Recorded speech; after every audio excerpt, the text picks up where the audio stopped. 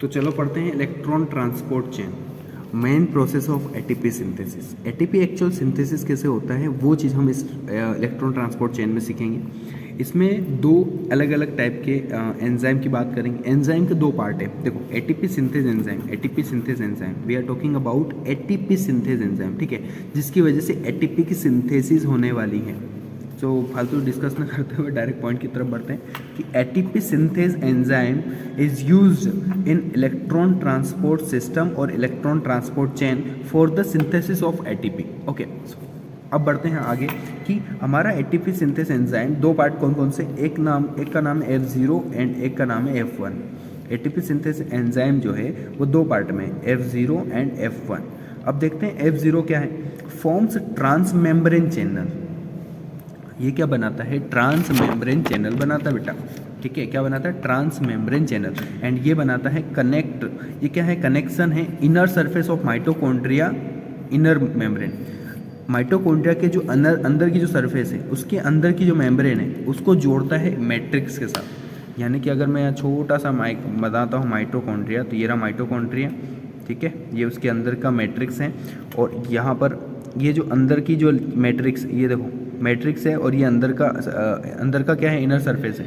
इन दोनों को वो कंबाइन करता है। इस वाले एरिया को जोड़ने का काम कौन करता है, इलेक्ट्रॉन ट्रांसपोर्ट चेन के अंदर ये एटीपी सिंथेस एंजाइम, ठीक है, जिसमें कौन आता है, F1। अब बात करते हैं कैसा दिखता है। तो इस टाइप का मैंने ये स्ट्रक्चर बनाया है, तो आप ये समझ लो कि ये है माइटोकॉन्ड्रिया की जो है मेम्ब्रेन वो है, और ये इनर मेम्ब्रेन इधर साइड है, देखो इनर मेम्ब्रेन, ठीक है, और इनर मेम्ब्रेन है, और ये क्या है, मेम्ब्रेन, एंड देन मेम्ब्रेन के बाहर वाला जो पार्ट है वो मैट्रिक्स में आ जाता है। यानी कि ये आउटर मेम्ब्रेन के बाहर का मैट्रिक्स है। तो इन दोनों को जोड़ने वाला जो काम कर रहा है वो कौन कर रहा है, यहाँ पर एटीपी सिंथेस एंजाइम। अब दो पार्ट देखते हैं, उसके दो पार्ट कहाँ कहाँ पर है। तो एक F0 पार्ट है जो कि यहाँ पे क्या कर रहा है, ट्रांस मेम्ब्रेन चैनल का तरह काम कर रहा है, कि जो दोनों अंदर के इनर सरफेस को जोड़ रहा है किसके साथ, मैट्रिक्स के साथ। और ये क्या कर रहा है, ये उसके साथ कनेक्टेड है, ठीक है, क्योंकि यहाँ पर अब क्या होगा, activation of ATP synthase enzyme होगा। अभी फिलहाल की स्थिति में स्टेप नंबर 1 में अभी एटीपी सिंथेस एंजाइम जो है, एटीपी सिंथेस एंजाइम जो है वो इनएक्टिव है। क्या है, इनएक्टिव है। अब एक्टिव कब होगा, जब इसको हाइड्रोजन के प्रोटॉन ग्रेडियंट बनेंगे, हाइड्रोजन मिलेगा, इसको क्या मिलेगा, हाइड्रोजन, तो ये एक्टिव हो जाता है।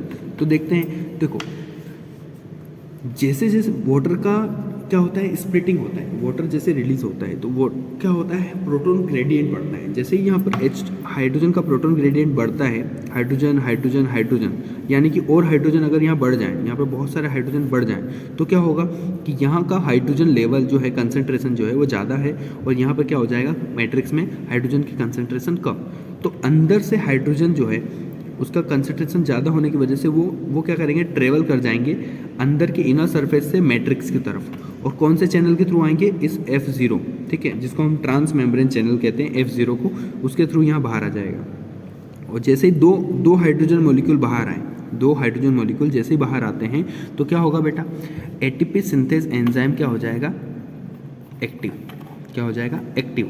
और जैसे ही एटीपी सिंथेस एंजाइम एक्टिवेट हुआ तो वो क्या करेगा, एडीपी को सिंपली एक फॉस्फेट मॉलिक्यूल के साथ ज्वाइन करेगा, तो एडेनोसिन डाइफॉस्फेट जो है वो एक फॉस्फेट के साथ जुड़ेगा, एंड देन क्या प्रोडक्ट फॉर्म होगा, एटीपी, यानी कि एडेनोसिन ट्राइफॉस्फेट। सीधा सिंपल सा फंडा है, हाइड्रोजन का ग्रेडियंट बढ़ा तो F0 एंड F1 एक्टिवेट हो जाएगा, क्योंकि यहाँ जैसे ही H+ आएगा तो यहाँ पर क्या होगा, एटीपी सिंथेस एंजाइम जो है वो एक्टिवेट हो जाएगा, और एटीपी क्या करेगा, एटीपी सिंथेस एंजाइम एडीपी को एक फॉस्फेट के साथ जोड़ेगा, एंड देन क्या फॉर्म कर देगा, एटीपी। तो यही तरीका है एटीपी सिंथेस होने का, ठीक है। अब बात करते हैं टोटली हमारे पास कितने 4 तरह की स्टेप्स हमने पढ़ी हैं, जिसमें से हमने पढ़ी ग्लाइकोलिसिस, फिर हमने पढ़ी पायरुवेट ऑक्सीडेशन, फिर हमने पढ़ा Krebs cycle, and then last में हमने पढ़ा इलेक्ट्रॉन ट्रांसपोर्ट चेन। अब एक बार काउंट करते हैं कि एक ग्लूकोज मॉलिक्यूल से कितने नंबर ऑफ एटीपी हमें मिले। तो इससे पहले अपन सबसे पहले इसको पढ़ते हैं कि NADH जो है उसके पास 3 ATP मॉलिक्यूल बनाने की पावर होती है, यानी कि एक NADH 3 ATP मॉलिक्यूल बना सकता है, ज़्यादा से ज़्यादा 3 ATP। और FADH जो है 2 है, FADH2 जो है वो कितने एटीपी रिलीज़ कर सकता है, नॉर्मली 2 एटीपी। तो मैंने दोनों चीज़ें यहाँ दे रखी है। NADH will be form 3 ATP molecule and the FADH2 will be form 2 ATP molecule only. Okay, तो बढ़ते हैं आगे। जब हमने ग्लाइकोलिसिस पढ़ा तो देखो यहाँ पर एटीपी कितने रिलीज़ हुए थे उसमें, 2 एटीपी। तो मैंने यहाँ काउंट करके डाल दिया है। वैसे आप जब पिछला वीडियो देखेंगे तो उसमें आप एक बार देख लेना इसको कैसे काम हुआ। तो एटीपी के कितने एटीपी ग्लाइकोलिसिस में फॉर्म हुई थी, तो 2। NADH कितने फॉर्म हुए थे, 2।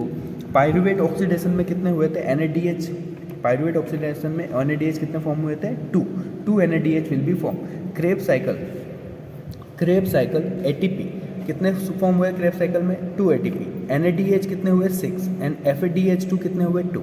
देखो क्रेब साइकिल में एक बार देखते हैं अपन, एटीपी कहाँ हुआ था, देखो एटीपी यहाँ रिलीज़ हुआ था, NADH यहाँ रिलीज़ हुआ था, और देखो FADH2 यहाँ रिलीज़ हुआ था। इससे पहले भी देखो NADH यहाँ पे भी, NADH यहाँ पे भी और NADH यहाँ पे भी। इनकी नंबर ऑफ क्वांटिटी मैंने यहाँ नहीं दे रखी है, मेंशन मैंने यहाँ कर दिया, आप डायरेक्ट यहीं से याद करना कि क्रेब साइकिल में कितने एटीपी, कितने NADH और कितने FADH2 रिलीज़ होंगे। ऐसे ही यहाँ ग्लाइकोलिसिस में भी मैंने यही डाल दिया, आपको यहीं से याद कर लेना है। पायरुवेट ऑक्सीडेशन में कितने NADH फॉर्म हो रहे हैं, ठीक है। अब देखते हैं इन तीनों के बेसिस पे कितनी एटीपी सिंथेसिस हुई है, ठीक है। तो सबसे पहले एटीपी काउंट कर लेते हैं। एटीपी 2 बार रिलीज़ हुई है, एक तो ग्लाइकोलिसिस में 2 एंड एक क्रेब साइकिल में 2। एक ग्लाइकोलिसिस में हुई थी और एक क्रेब साइकिल में हुई थी। तो 2 और 2 कितने हो गए, 4, ठीक है। तो ये लिख दिया मैंने यहाँ पर 4। एटीपी कितने हो गई, 4। पर अब आप देखिए कि NADH2, एक NADH कितनी एटीपी सिंथेसिस करता है, 3, जैसा कि मैंने अभी बताया। एक NADH 3 एटीपी सिंथेसिस करता है। तो आपको 3 का मल्टीप्लाई 2 से करना है, 3 2 6 ATP will be form. And the NADH2 वापस NADH कितने फॉर्म करेगा, 3 एटीपी। तो 3 2 6 अगेन 6 एटीपी। NADH वापस 6 है, यहाँ पे 6 NADH फॉर्म हुए, तो 6 3 18 एटीपी फॉर्म होंगे। और FADH2 जो है वो सिर्फ 2 ही एटीपी फॉर्म कर सकता है। तो 2 FADH अगर फॉर्म हुए हैं, इसका मतलब आपको 2 का मल्टीप्लाई 2 में करना है, 2 2 4, तो 4 एटीपी। अब काउंट करो इन ब्रैकेट वाली को, 6 एंड 6 कितना हो गया, 12 एंड 4 कितना हो गया, काउंट करो, सिंपल है, 12 एंड 4 16 हो गया। और 16 के बाद आप डायरेक्ट 18 को प्लस करो, 16 और 18 34, कितने हो गए, 34। 16 एंड 18 कितने हो गए, 34। अब 34 एंड 4 ये दोनों एटीपी थी, पहली 2 एटीपी अपन ने काउंट करी थी, वो वाली 2 एटीपी ये और 2 एटीपी यहाँ पे। तो 34 एंड 4 कितना हो गया, 38। तो 38 ATP will be form. Total number of ATP from the 1 glucose molecule will be form 38 ATP. 38 ATP will be form from the 1 glucose molecule. तो यहाँ पर याद रहना चाहिए बेटा आपको कि जब भी आंकड़ा दिया जाए तो 36 से 38 बताना है, क्योंकि जो ये पहला वाला NADH है, ये कहाँ पे फॉर्म हो रहा था, साइटोप्लाज्म में। और जब ये साइटोप्लाज्म में फॉर्म होता है तो NADH की थोड़ी पावर कम होती है, तो वो 3 एटीपी, NADH जब 3 एटीपी फॉर्म करता है तो उसकी जगह सिर्फ 2 एटीपी कर देता है वो फॉर्म। कभी कभी 2 एटीपी फॉर्म करता है, कभी कभी 3 एटीपी फॉर्म करता है इस साइटोप्लाज्मिक कंसंट्रेशन में। तो यहाँ पे 6 है तो हो सकता है 2 2 4 हो, यानी 4 एटीपी और 6 एटीपी के बीच में थोड़ा सा कॉन्फ्लिक्ट होता है। तो आप यहाँ पे 2 एटीपी कम करो या 2 एटीपी बढ़ाओ, इसी के आसपास रहेगा एटीपी, ठीक है। तो इस तरीके से रेस्पिरेशन इन प्लांट में एटीपी की सिंथेसिस होती है। तो ये चारों चीज़ें हमने कवर करी हैं और इस तरीके से हमारा चैप्टर फिनिश होता है। और एक लास्ट टॉपिक हम डिस्कस करेंगे जिसका नाम है what is respiratory quotient. Quotient मतलब आंसर, यानी कि जब हम डिवाइड करते हैं तो उसका आंसर कितना आता है, तो उसका रेस्पिरेटरी कोशेंट निकालते हैं। तो रेस्पिरेटरी कोशेंट का सिर्फ सीधा सा फॉर्मूला याद रखना, ratio of volume CO2 release to the volume of the O2 taken in. कितनी ऑक्सीजन आपने ली और कितनी CO2 आपने रिलीज करी, उसको अगर डिवाइड किया उसका जो रेशियो निकालोगे उसी को अपन रेस्पिरेटरी कोशेंट करेंगे। और रेस्पिरेटरी का RQ हम यहाँ पे डिनोट करेंगे RQ से, ठीक है। RQ का फुल फॉर्म रेस्पिरेटरी रेशियो भी हो सकता है, रेस्पिरेटरी कोशेंट भी हो सकता है, दोनों तरीके से इसको बोल सकते हैं। चलो फॉर्मूला यही होगा, क्योंकि CO2 जितनी आपने बाहर निकाली उसको हम डिवाइड कर देंगे, O2 कितनी आपने इनटेक करी है, ऑब्वियसली बात है। अभी कुछ आंकड़े मैंने यहाँ दे दिए हैं, आप देखो आंकड़े ये वेरीज करते हैं। RQ जो है अलग अलग वेरीज करता है, अलग अलग रेस्पिरेशन के ऊपर डिपेंड करता है, ठीक है। जैसे कार्बोहाइड्रेट का अगर आप क्या कर रहे हैं, रेस्पिरेशन कर रहे हैं, तो ग्लूकोज जब ब्रेकडाउन हो रहा है, कार्बोहाइड्रेट जो है वो ब्रेकडाउन हो रहा है, तो वहाँ पर आपको जो इसका रेस्पिरेटरी कोशेंट मिलेगा वो 1 नंबर में मिलेगा। फैट का मिलेगा 0.36 एंड ऑर्गेनिक एसिड का जो मैलिक एसिड जिसको हम कहते हैं उसके पास आता है 1.33। अब आपको ये समझ में नहीं आ रहा होगा ये नंबर आए कहाँ से, तो मैं आपको एग्जांपल के तौर पे कार्बोहाइड्रेट का बता देता हूँ कि कार्बोहाइड्रेट का जो क्या होता है ऑक्सीडेशन होता है, यानी ग्लूकोज का जब ऑक्सीडेशन होता है तो कितना रेस्पिरेटरी क्वेश्चन मिलता है। तो यहाँ पे हमें फॉर्मूला क्या लगाना है, CO2 आउट कितनी करी है और ऑक्सीजन इन कितनी करी है, ठीक है। तो हम प्रोडक्ट साइड देखेंगे, अभी आप देखते हैं यहाँ पे फॉर्मूला क्या कहता है, C6H12O6 को जब हम ऑक्सीडाइज करते हैं 6 कार्बन मोलिक्यूल ऑफ ऑक्सीजन से तो क्या होता है 6 CO2 रिलीज होती है, ठीक है, प्लस यहाँ पर वो क्या निकलता है 6 H2O प्लस एनर्जी, यानी जिसको हम ATP कहते हैं, यही होता है। तो आप फोकस करिए कि ऑक्सीजन प्रोडक्ट साइड में देखो ऑक्सीजन कितनी है 6 ऑक्सीजन है, और प्रोडक्ट साइड में देखो कार्बन कितने हैं 6 कार्बन, यानी कार्बन कितने हैं 6 और ऑक्सीजन कितने हैं 6।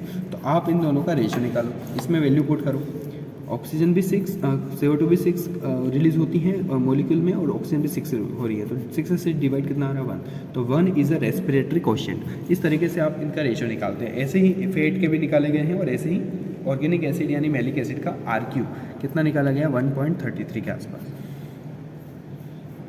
क्लियर है, यानी कि सबसे अच्छा क्वोशिएंट कहाँ पे आ रहा है कार्बोहाइड्रेट में, यानी कि carbohydrate is the best energy source जहाँ से हमें अच्छी एनर्जी मिलती है, ठीक है ना।